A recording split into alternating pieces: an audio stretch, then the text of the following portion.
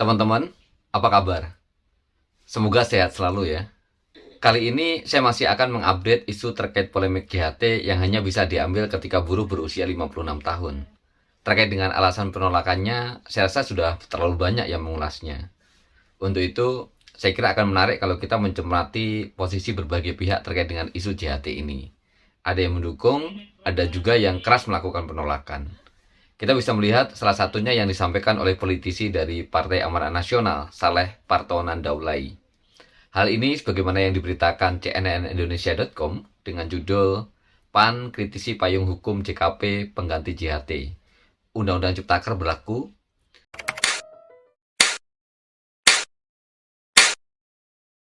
Anggota Komisi 9 DPR RI, fraksi Partai Amanat Nasional atau PAN, Saleh Partaunan Daulay mempertanyakan payung hukum Program Jaminan Kehilangan Pekerjaan atau JKP, yakni Undang-Undang Cipta Kerja.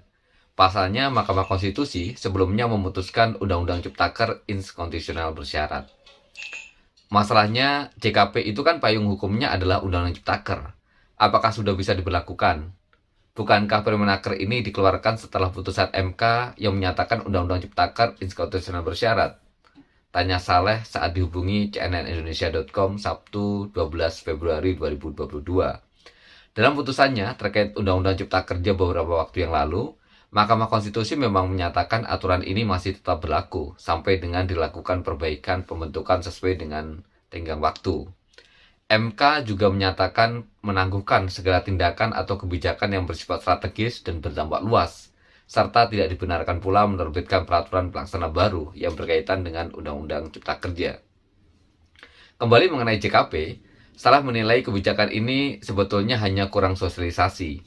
Artinya, Kemenaker belum maksimal mengedukasi masyarakat terkait JKP. Saya melihat bahwa Permenaker 2 2022 masih sangat layak untuk diperbincangkan di publik.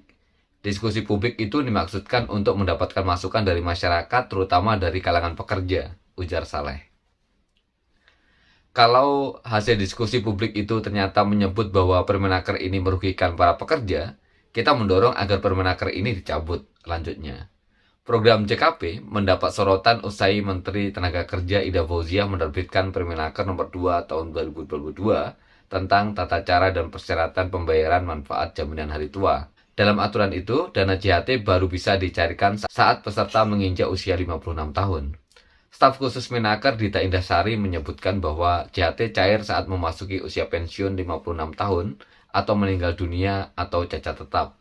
Sementara, peserta yang ingin mencarikan dana program saat kehilangan pekerjaan, pemerintah melalui BPJS Ketenagakerjaan menawarkan program baru, yakni melalui JKP.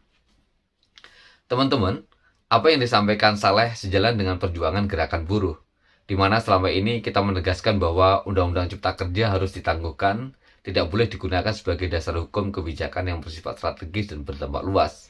Bicara tentang jaminan kehilangan pekerjaan yang di mana aturannya tertuang dalam Undang-Undang Cipta Kerja, tentulah sebuah kebijakan yang bersifat strategis dan berdampak luas.